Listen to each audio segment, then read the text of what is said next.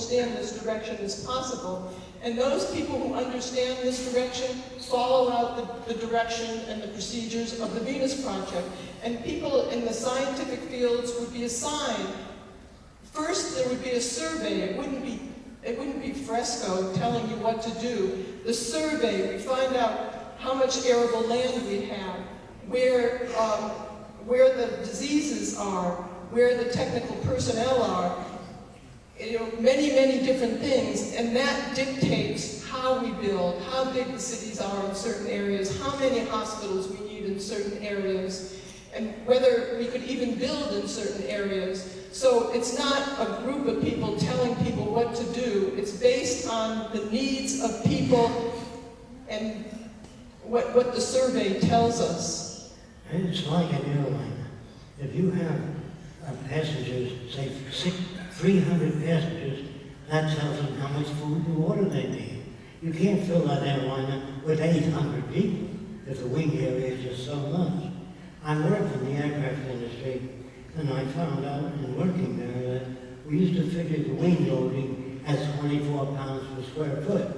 After that calculation, we piled sandbags on the wing until it broke off, and so it broke off at 27, 28. We said, that's good. I love that system. Then when they finished an airplane, they pulled it up to about 30 feet off the ground and cut the strings holding it to see if the landing gear was up. I love that system. I don't like what do you think, what's your opinion. I like the testing field. One. At least it gives us a closer approximation of reality. And no one can define words like the truth. And people believe there is such a thing as a truth. I just want to tell you that truth is radio waves going right through this room now. You don't see them. There's bacteria all over this table. You don't see them. So you invent the microscope, the electron microscope, and that's extensions of human systems. All machines are extensions of human attributes. He says, I don't like machines. Well, I don't know what they're talking about unless they mention something specific. But remember, in New York City, there's a subway station, and it's crowded with people, and they push and shove, and sometimes people fall on the tracks. Every airport today has a wall, and when the train comes up, the wall doors open. You can't look down an elevator shaft, see if the elevator's coming. You can't look up, there's a wall there, and the doors don't open until the elevator is right in line with those doors. That's what I'm talking about. Our problems are technical, and senators and politicians can't handle. The idea of truth is something like there's a fixed end goal. We find it, and that's it. Well, this system that we live under today is a fixed system. The resource-based economy is an emergent system. We're always looking for not the truth, but closer approximations to the real world or reality. And it would always be changing. We'd always be learning new things and trying new things. Today, and we'd be teaching kids and people how to adjust to change. Today, people are very afraid of change. It threatens them. Thank you. Any other questions? If I may ask a question about the language, I'm on the balcony on the top.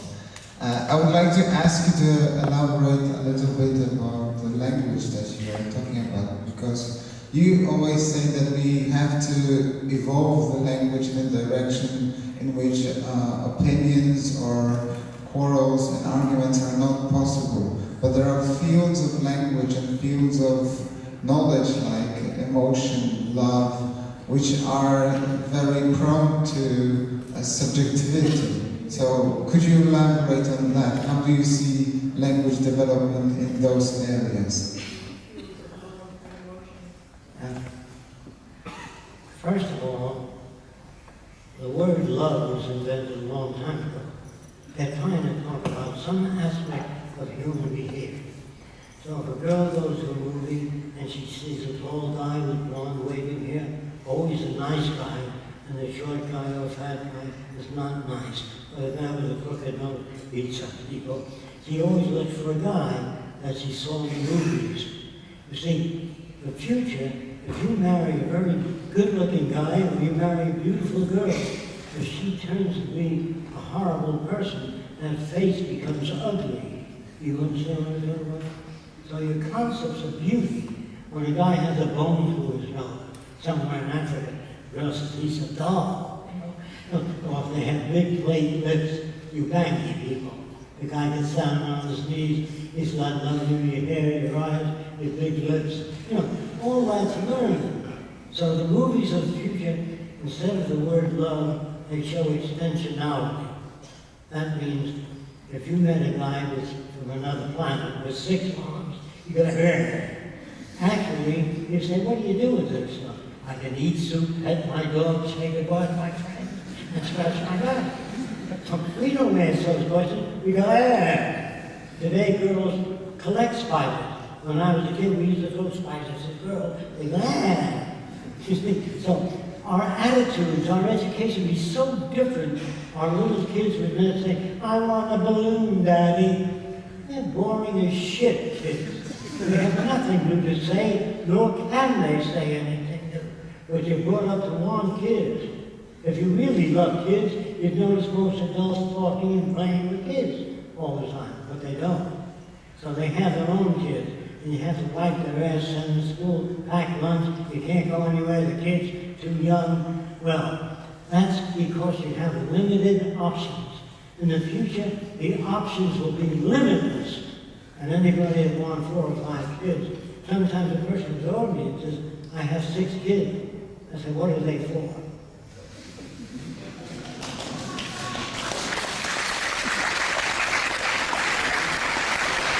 When you have children, you try to make them smarter and better than you are. That's the job. When my little girl was 3 years old, she came into my lap. She just walked in one day. And I put a wrench on the nut the wrong way, intentionally. I'm trying to turn it.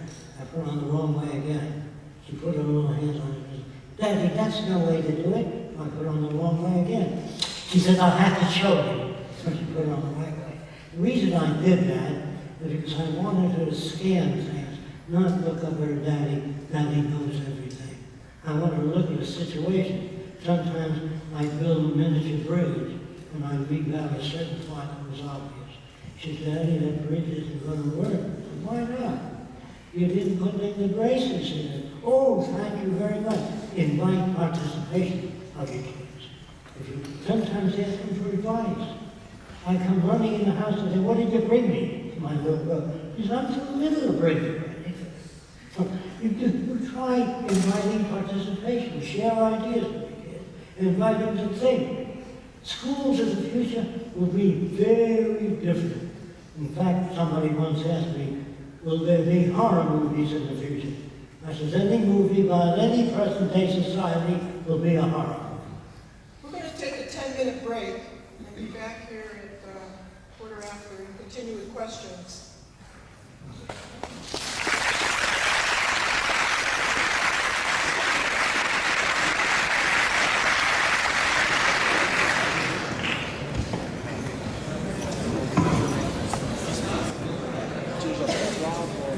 Okay, question. Well, one question we got that we wanted to deal with everyone, somebody asked if this is a utopia. You want to?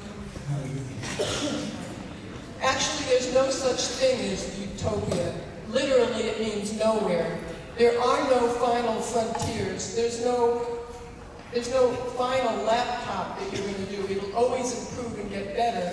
The city that Jacque designs, if we get that up, it will be a straitjacket for the next generation. So that's the difference in a resource-based economy. You're always improving and changing things and making it better. So there are no utopias. That's a ridiculous kind of phrase. Hello. We have some questions over here to the right. Yeah.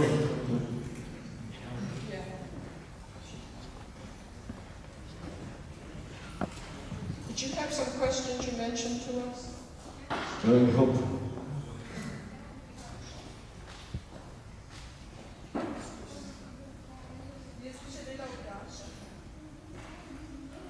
Za rušenje mest, ali ste naredili kakšen prihodni spomeni, oziroma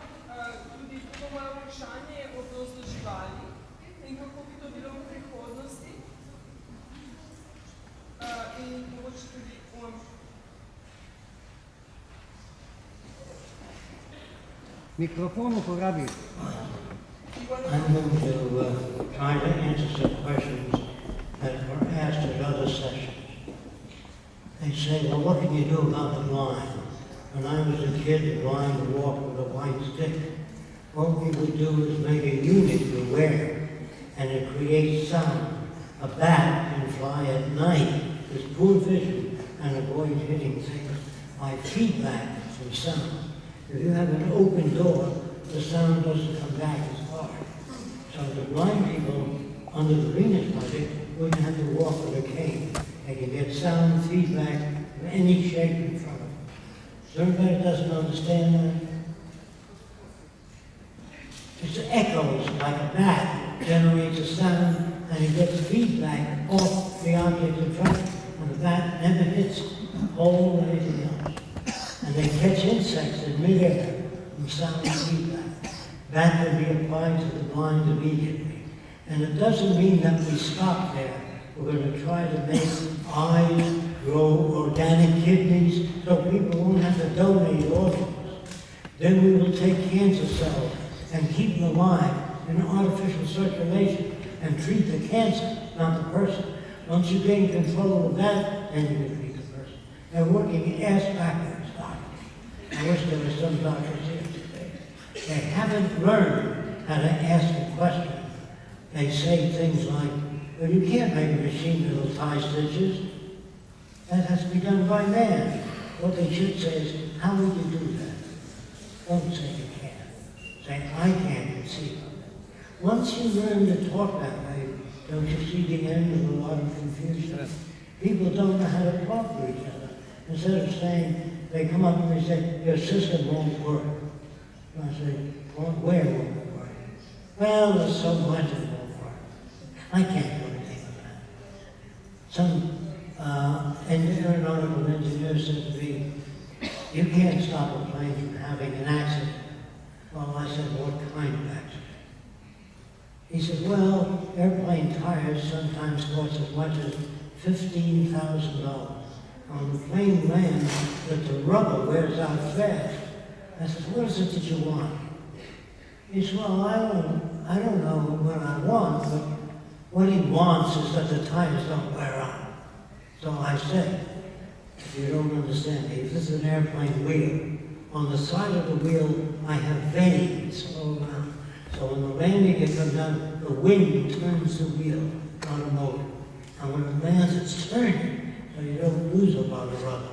Oh, that's wonderful. So a lot of people that say that if you have a question and you want a technical answer, say you want a technical answer. Instead of saying we can solve most problems, a lot of you don't like that. Said, how would you do that? Well, how would you do this? Well, how do you get the hard heads that don't listen? Well, I can only tell you what I did with my own kids. I said to my little boy, I said, never stick any wire or metal into the electrical outlet. Then I walked out of the room and I'm watching him. A half-silver mirror. That is, he can't see me, I can see him. So he picks up a coat hanger and sticks it in the outlet. That's normal. So I had in order to test the coil is, it's high voltage, low amperage. So the kid gets a shock, but it doesn't hurt it. So when I said, never turn the gas range on, this is the old days. When you turn the gas range on, it goes, and a kid doesn't know when you say don't do that. He doesn't know. So he grabbed it, he got a shock. And the next time I said very low, don't do it. You don't do what, Daddy? He listened, because what I told him was effective. You understand what I mean? So if you just say low key, don't do this. Don't do what, Daddy? What is it? So if you want your kids to listen to them, first you have to tell them things that serve their interest. Meaning, if you say you leave all your toys around, your father can fall over, why don't you put them back in the closet? And the kids stop listening if the noise doesn't go anywhere. If you talk to your kids, tell them, complain. If you have two kids, one say is 4 years old, the